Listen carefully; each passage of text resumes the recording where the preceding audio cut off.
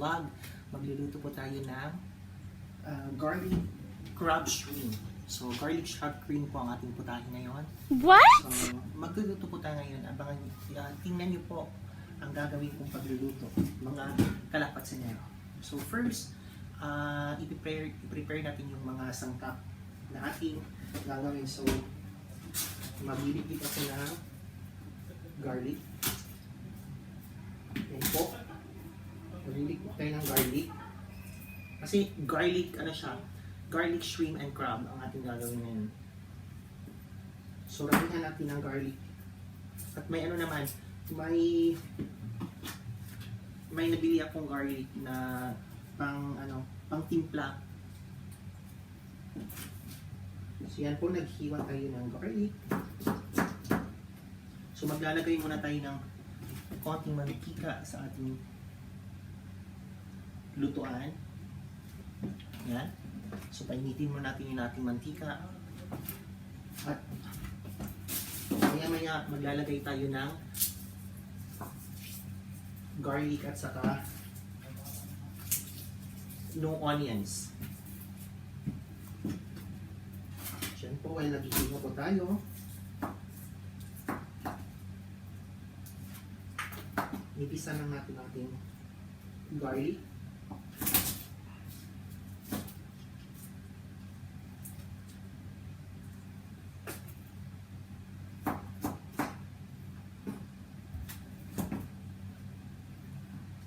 Yan po. Maglagay na tayo ng ating garlic. Yan. Pinalo ko na po yung garlic. Tapos maglalagay tayo ng onion. So, half onion. Ating ilalagay. So, ano siya? Maganda talaga maglagay tayo ng mga kumpletong sahog para ilalasa yung ating putahe.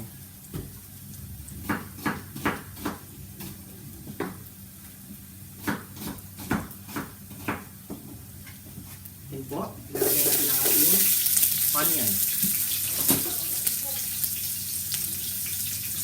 After that, hahaluin muna natin ang ating garlic at saka onion.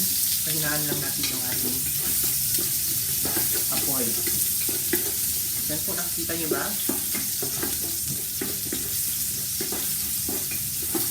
Tapos yan, maglalagay tayo ng, i-prepare natin yung sili.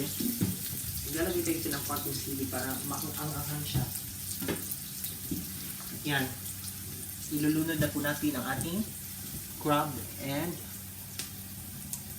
and shrimp po, garlic.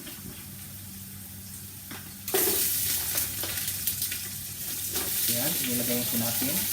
Haluin lang natin para yung bawang at saka yung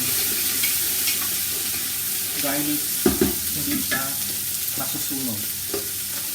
Yan po, nilagay ko na po yung ating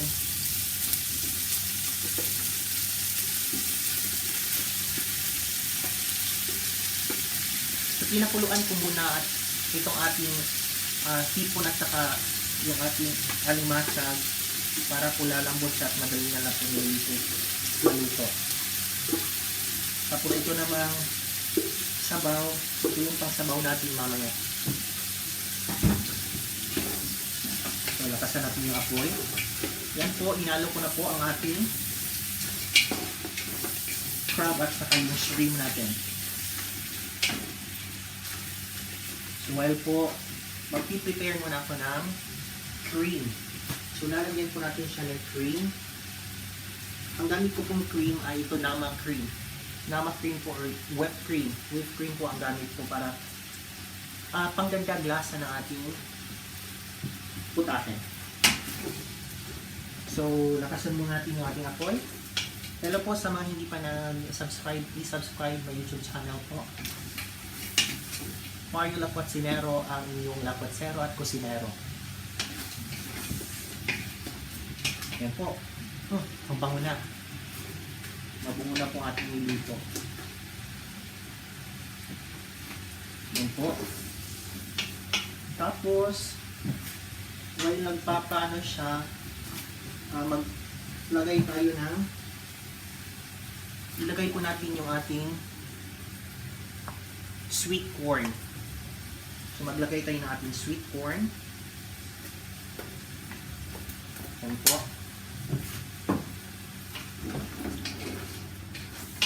Maglagay na po tayo ng ating sweet corn. Ito po yung hinahanap-hanap po ng ating mga kababayan po dito sa Japan. Marami pong nagpapaluto kasi namimiss po yung pagkain sa atin. Yung mga iba naman busy, so wala nang time sa pagluluto. Kaya ano na lang sila. Tapos niyan, tatakpan muna natin siya ng mga hintayin natin ng 2 minutes lang, tapos ilalagay natin yung ating cream. So, hihiwain ko muna itong ating sili. So, maglalagay tayo ng konting sili, no? Yan. Maglalagay tayo ng konting sili. Tapos, 2 minutes or 15. And then yung ating pinya. Lalagyan natin siya ng pinya, yung ano na siya, ato toppings. So yan po. Hahaluin natin ulit. Mabango na siya. Naamoy ko na yung bango ng ating shrimp at crab. Yan po. So, maglalagay na po tayo ng ating cream. So, ang cream, nakakatulong po ito para lumasa po ang ating... Kung wala po kayong cream, pwede naman kayo lagay ng coconut milk. O depende sa inyo. Ano lang to siya, optional lang to ang paglalagay. So, depende kasi sa pagluluto. Ako gusto kong parang creamy yung ating garlic, crab, and shrimp. Kaya nagdadagdag ako ng cream. Yan po.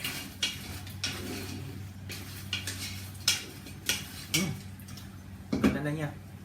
Ang bango na niya. Tapos, titimplahan natin ng paminta. Ilalagay kayo ng paminta. At ilalagay natin yung ating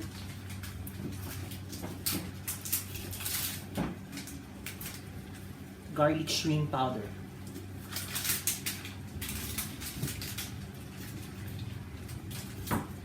Ayan na pala. So, ilalagay natin yung ating powder. So, may ano na siya, may nabibili na naman dito sa Japan ng mga ganito, yung mga pampalasa. So, madali na pong makahanap, punta lang ng supermarket. So, in supermarket, may nabibili kang mga sangkap pang timpla. Kung anong gusto mong lulutuin. Yan po. Hahaluin lang natin. So, magdadagdag pa tayo ng isa. So, ginawa ko yung ating garlic shrimp para talagang para talagang malasa. Para tayong lalasa talaga yung ating garlic. Malasa yung ating garlic shrimp. So, dagdagan pa siya ng isang garlic shrimp powder. Yan.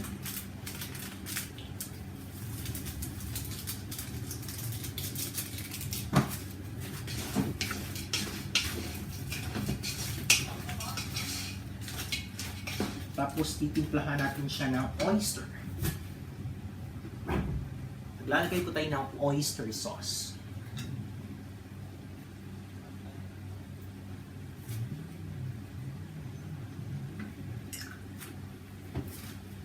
Saka naglalagay din tayo ng bitchin. Konting bitchin lang. Pampalasa.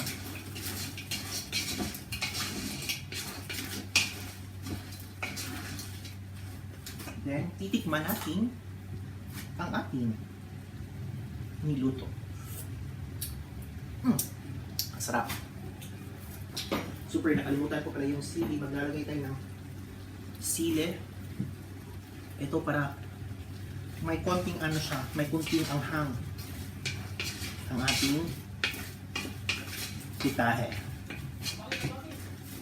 Yan. So, pakita ko muna sa inyo. Iyon po ang ating niluto. Crab and shrimp garlic. Or garlic and shrimp crab. So, lakasan natin konti ng apoy.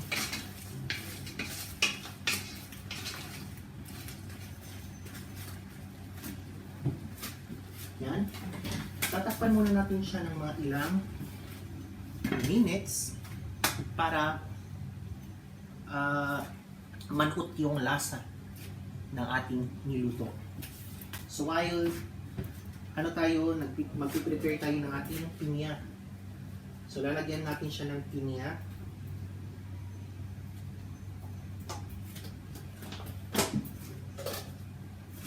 Yan po.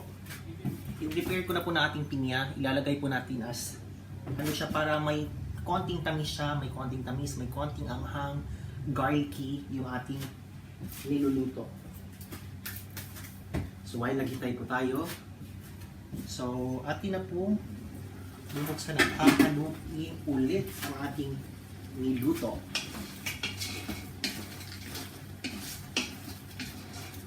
Yan. Ang sarap na.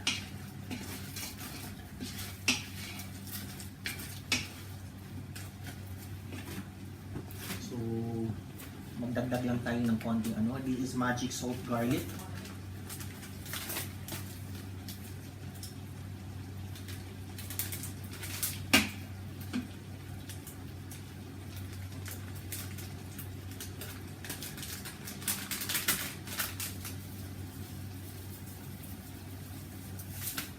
Yan.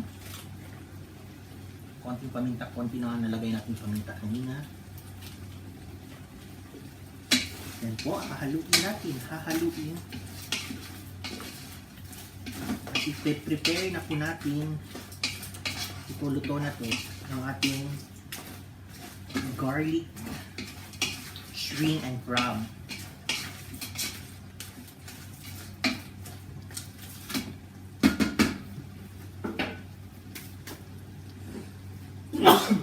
Titikman muna natin.